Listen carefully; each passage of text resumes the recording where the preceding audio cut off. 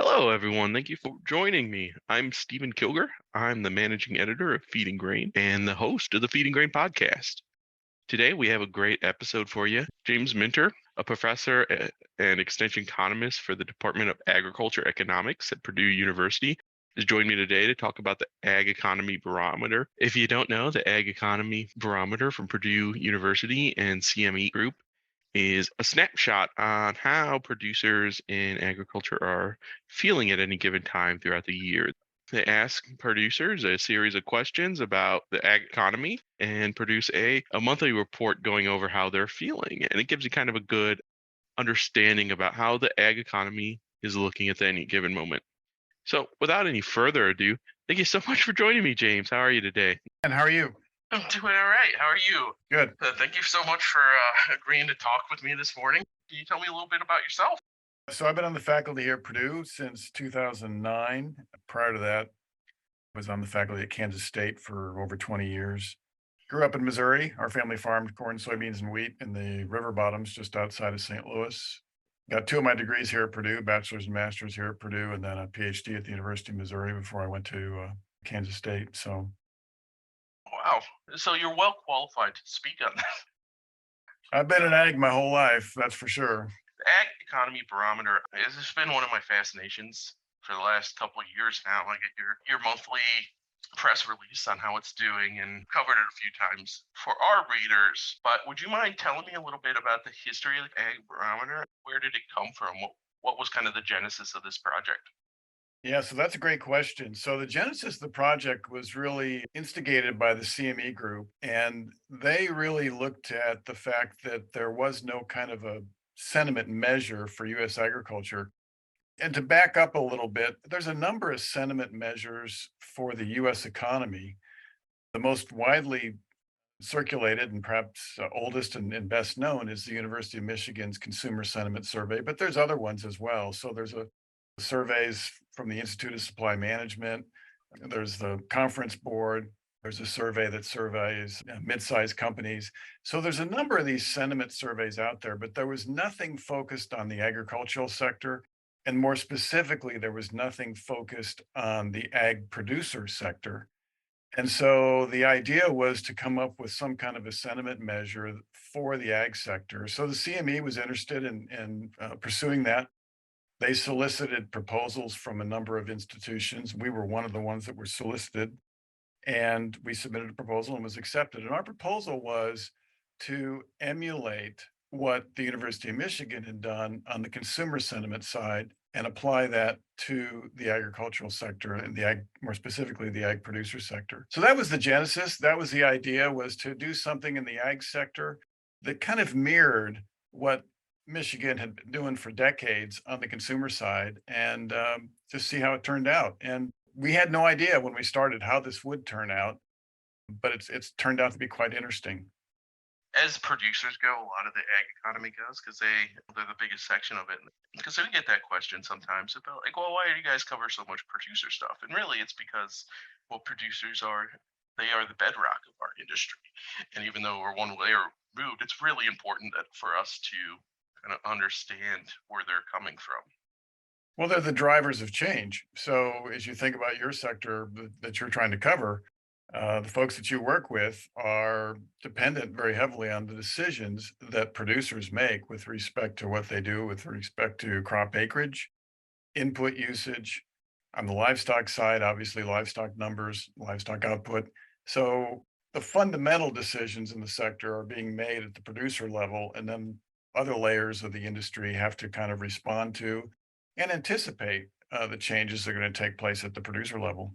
Yeah, even if it's how much storage am I going to have to allocate towards soybeans this year versus corn, or something as basic as that, you have to know it before the crop arrives at your doorstep, ready to be stored. So, can you tell me a little bit about how you guys go about gathering the opinions, the feelings of producers? What kind of data are you looking for, and is it a phone call, a survey? What do you do to gather that information? Yeah, so the structure is based on the idea that we're focused on commercial scale producers. The ag sector, if you look at the USDA data, they report a huge number of farms, but It turns out that a relatively small percentage of those farms actually produce the bulk of the nation's food. So we target our surveys at those producers who really do produce the vast majority of US production. So to do that, we use a stratified approach to our survey. So we focus our surveys on producers who have an estimated gross farm income of $500,000 and up. And that's not terribly large by today's standards, but it's large enough that those folks are paying attention to the ag sector. It's an important source of their family's farm income and their family's total income. It might not be their sole source of income, but it's an important source. And so from that standpoint, they're really focused on the business of agriculture. And those are the folks that we're trying to talk to. The second thing we do is we focus on the producers of the major commodities. So on the crop side, we focus on people that have a corn, soybean enterprise, a wheat enterprise, and a cotton enterprise. And on the livestock side, we focus on people that have a beef enterprise, a pork enterprise, or a dairy enterprise. The main groups that we do not try and target are producers of specialty crops and specialty livestock products. Some of those folks wind up in our survey, but it's because they also produce one of those major commodities. So in that sense, it really is representative of the vast majority of commercial production in the U.S. And we work with a large database. I think a lot of your listeners are probably familiar with this. That there's several providers of large databases of U.S. farmers. We work with one of those, and it is a phone-based survey. And then the survey is scaled in a way that we use the US Census of Agriculture to further identify the demographic mix that we want to be representative of US agriculture. So we have targets for each of those enterprises in the monthly survey, minimum percentages we want to hit. So for example, every month, at least 53% of the people in the survey have a corn or soybean enterprise, and so on down the line. So we have those demographic targets that we hit. And looking at the sampling and look at the accuracy that we're shooting for, we aim for a plus or minus 5%. It turns out that given the relatively small number of producers that are in our target market, we're able to do that with a phone survey of 400 people each month. And the one thing I guess I want to clarify, there's probably when I make presentations on the barometer, I think there's always some confusion about this. We don't talk to the same 400 people every month. We're randomly pulling names from that large database and ensuring that we meet the demographic targets.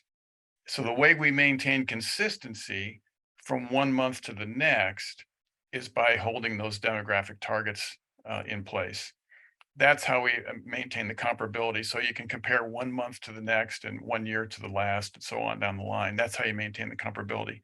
So we don't do it's not a panel, in other words. I think a lot of people, when they first hear about the barometer, they think it might be a panel. It's not a panel. We're talking to different people every month.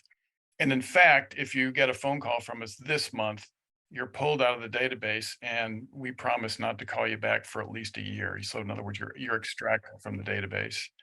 So we don't burn people out in that sense. I guess you're not going to get hit with this multiple months in a row. So Well, it also keeps you guys from being getting the same opinions month after month, right? yeah, I mean, there's lots of there's good things about doing panel surveys and there's bad things about panel surveys.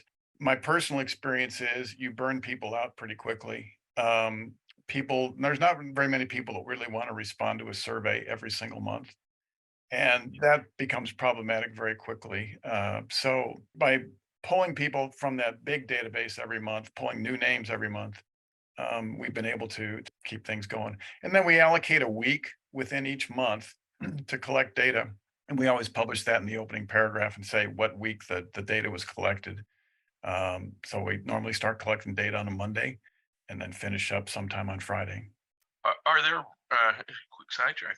Are there regional parameters? Are you trying to get so many people from individual states? Because as we know, I mean, even crop conditions can vary greatly from depending on what part of the state you're in. Now that's a good question. We do not do that, and it's not that we wouldn't like to, but to do that, we would have to have a much larger survey.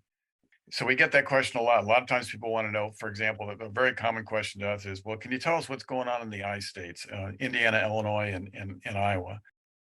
And the answer is we cannot.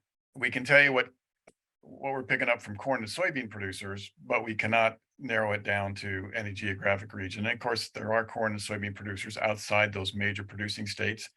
And given the size of our survey, and it's a national scope, a national database, we don't sort based on those individual states or individual regions. I mean, I could do that within the database, but I would have no confidence in the accuracy because the numbers wouldn't be large enough. The responses wouldn't be large enough. There's people who are constantly looking for new names, new contacts, new people in the grain handling and processing industry. It can be hard to narrow down.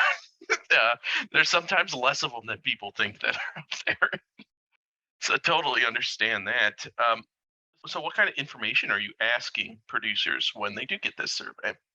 Oh, so we have a set of five basic questions that we ask. Um, so the barometer itself is based on five questions that we really took from the University of Michigan Consumer Sentiment Survey, and we adapted them to agriculture. So, and I'll just read them off to you.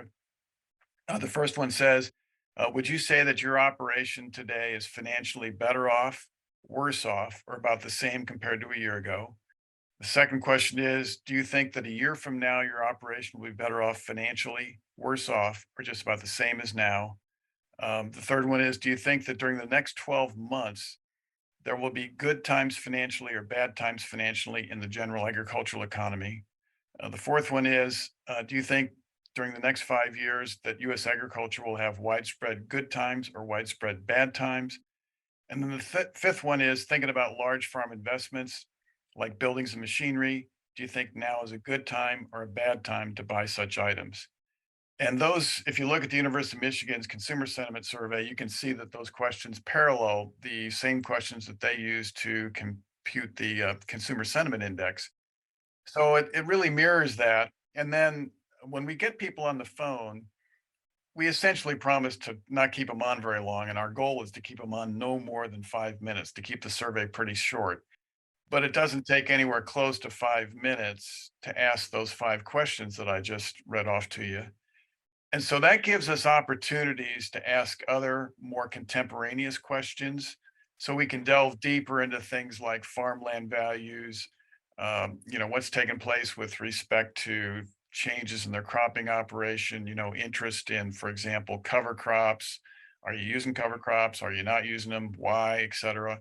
So we ask a lot of those kind of more contemporaneous questions to kind of dig a little deeper into what's going on and what people are thinking about, what they're worried about. So one of our challenges every month is to think about what additional questions do we want to ask. And now that we've been doing it for several years, we always look at what we did this time last year and try and build some continuity there with respect to what kind of change are we picking up this year versus last year. And then of course, some very contemporaneous things come up. So for example, I think the last couple of surveys we've been asking questions about things like cover crops, for example, cover crop usage. We've been asking questions about solar leasing of farmland. So some contemporaneous things like that. We ask about, when things were hot and heavy with China, we were asking about people's perspective on trade with China and what they thought. So really gives us an opportunity on a monthly basis to really kind of put our finger on the pulse of US ag producers in a way that I don't think anybody else really has the opportunity to do. So we're very grateful for the funding that we get from CME Group that allows us to do this because it's not a cheap enterprise, and that's why other people aren't able to do it. But they've been funding that for us, and it really gives us an opportunity to tap into what people are thinking about and what's influencing their behavior. Especially you get to kind of talk about those hot button issues, which is someone who has to cover hot button issues. That's a kind of a dream, right? To be able to have those direct sources every month to figure out what people are thinking. Yeah, it really is. And it's our challenge is to phrase questions in a way that people can answer them easily on a telephone survey. there are some issues there, some limitations, and we've kind of learned how to work with those. But yeah, there are times when you come up with some ideas of things you want to ask, but you have trouble formulating it in a way that it's easy to ask and for people to respond on a telephone without going into very long discussions. So Yeah, that's the challenge, right? To get it to be more than a yes or no answer, but not, I'm going to have someone rant for 5 minutes about how they feel about this. yeah, I mean, that is a very interesting aspect of it. And then at the end, so we typically have somewhere between 20, maybe as many 30 questions, but usually if there's 30 questions, they're structured in a way that not every person on the survey would be wind up answering those. At the end, we do ask, okay, we've just asked you a lot of questions. Is there something else that is on your mind that you would like to share with us? So that's wide open, and the interviewers simply type in whatever people say. And so those comments are quite interesting. We use that to generate a word cloud to just get a little idea as to what's on people's minds. And so that does provide that open-ended question that you can use to kind of measure a little bit about the change. And you can kind of see some of the hot button issues kind of floating to the top in those word clouds.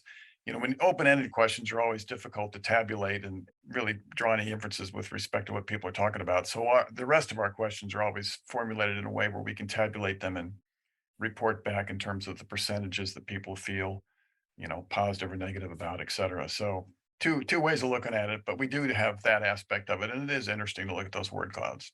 Yeah, yeah. Well, and you have to be respectful of people's time. If you tell them it's going to only take 5 minutes, it's got to only take 5 minutes. And as someone who now gets political polls message to them every single day, it gets exhausting. Yeah, and of course there are people that hang up. That's one of the challenges, but it's also one of the good things about a phone survey is that you can just keep calling, and that's what the callers do is they keep calling until they hit our demographic targets every month. Producer sentiment rose a little bit in August. It's been kind of it's been a weird couple of years for um, with everything, world events beyond our control. But things were a little better in August. What are kind of the main issues that you see are still kind of concerning producers out there? What are they thinking about right now? Well, I think we're picking up something in the Ag Economy Barometer index that's also showing up in the consumer indexes, and that is anxiety. People are very anxious about where they're headed and to some extent the current situation. Because if you look at our barometer index this past month, it was a reading of 117. The month earlier, it was 103. And if you go back 2 months, it was at a low point of 97. If you go back about a year and a half, that index was up above 175. So we've seen a tremendous loss of confidence among producers since late 2020, early 2021, with just the modest recovery that you mentioned at the outset here, this last month or month and a half. And so, what's driving that? Well, it's uncertainty and anxiety about what it's going to cost to put a crop in the ground or to raise livestock.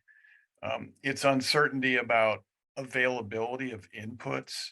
We've had a significant percentage of respondents over a period of several months telling us they're worried about availability of inputs. I've been in agriculture for close to 50 years now, and there are very, very few times in agriculture where you had to worry about the availability of inputs. You worry sometimes about the price, but you didn't really worry much about could I get fertilizer? Could I get seed? Could I get herbicides? Can I get parts for farm machinery? That level of uncertainty is being expressed, I think, by producers in the lack of confidence that they're showing. And I think on the consumer side, we're picking up the same kind of things. If you look at the University of Michigan's consumer sentiment survey, they're picking up the same kind of issues. So that it's that level of uncertainty. And I always tell people in agriculture, producers are acclimated to volatility in output prices. They know that corn and soybean prices can fluctuate. They know that prices for hogs, for beef cattle, milk can fluctuate fairly dramatically over a period well, sometimes within a period of a year. What they're not acclimated to, though, is this uncertainty about input prices because normally they're not that volatile. They're not acclimated to this uncertainty about availability. And then more recently, I guess we'll see on upcoming surveys, but I suspect we're starting to pick up a little bit of concern about interest rates. And on our last survey, it wasn't a big deal, but it was starting to show up a little bit. I think that'll be an issue going forward. So that's really what's making the sentiment weaker than you might expect, given the fact that especially for crop producers, especially for corn and soybean producers, which are a large portion of our survey, 21 was a very good year. 22 is going to be a pretty good year for most of those folks. And if you just look at the income levels, you'd think sentiment would be more positive than it's showing up on our surveys. But I think it's that uncertainty about what's taking place. And when I have individual conversations with producers, I'm picking up the same thing. One of the first things people ask me, we do a farm management tour every summer here at Purdue. And when I was doing the interviews, getting ready for those farm management tour visits, one of the first questions the producers were asking me was, "Well, what do you think is going to happen?" This was back in April of 22, and they were asking me about what I thought it was going to cost to put a crop in the ground in 23. In other words, they were already looking to the next year. That's unusual, and I think that's reflective of the uncertainty and the risk that people feel like they're facing. Yeah, definitely. And well, I mean, all throughout your entire process, right? Even if you're gonna dry your own grain this winter, you're gonna have to start worrying about propane prices and Yeah, and worrying about what's it gonna cost? Yes, exactly. that's really interesting, and especially how it kind of sometimes well, in this case, it mirrors that consumer index, which we're all a little scared about where things are going right now. Anxiety is almost universal. Yeah, if you look at the commodity markets, for example, I mean, I open up my email in the morning like a lot of producers, and I get several different emails kind of summarizing what happened overnight in the commodity markets. What are the opening comments about? They're about what's going on in Ukraine, right? What's the status of the war? What's Putin going to do or not do? Is the Black Sea open or not open? These are not things that we normally worry about, but we are now, right? And I think that's showing up in our surveys. When it used to come to like Black Sea grain trade, no one really wasn't huge. It wasn't on everyone's mind, but now, yeah, with that war, it seems to be the half the headlines you see now about commodities and commodity prices are based on what's going on in Ukraine.